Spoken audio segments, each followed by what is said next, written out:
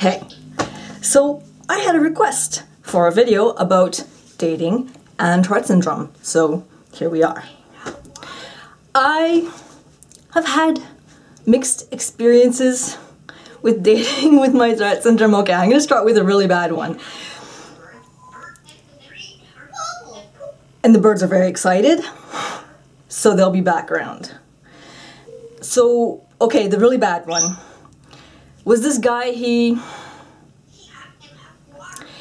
didn't really realize, I guess, how, like, because my tics aren't always bad, so then when we were first starting to date, he'd seen my videos and saw how bad my tics can get and that they were public, and he wanted me to take them off YouTube. And when I refused to, he was like, "Can you just stop making these videos?" And I'm like, "No." And I think he was also like, what was it again? He wanted me to quit YouTube because he wanted to be the only important thing in my life, so he didn't want to share me with anyone. My God, the birds. I did close the blinds. So he didn't want to share me with anyone. I was like, bye. Okay, possessive weirdo who doesn't want anyone to know about my tics. He wants them to be kept in a can so no one knows about it. And I'm like, what? I don't have to hide, especially since it's such an outward syndrome. I'm just like, why are you trying to hide me in a can? Like, for real. I didn't think I deserved that. It made me feel really bad. Those birds. And I don't think anyone deserves that, really. I think if you're in that situation, you might think, there isn't anything better. Like, I have Tourette Syndrome, how am I going to get anything better?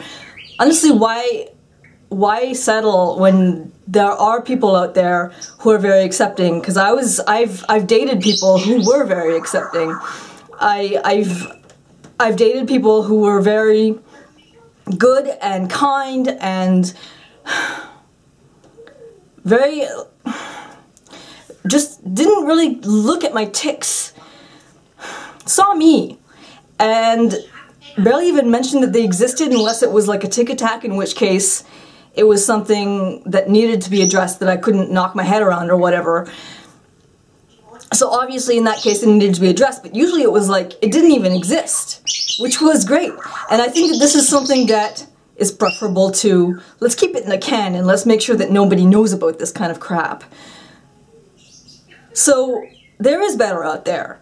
So why settle for the idiot who's like, let's pretend you don't have Tourette Syndrome and be ashamed of it and make you feel ashamed of it. There's no need to be ashamed of it. It's not a shame thing.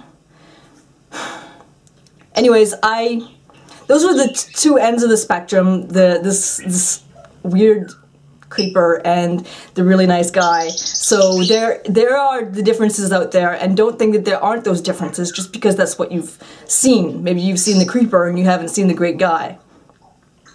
So there is that out there. So that's my not tick, that I didn't even tick in this video. That's my take on dating and Tourette Syndrome. And I guess I'll be talking to you guys again in the next video.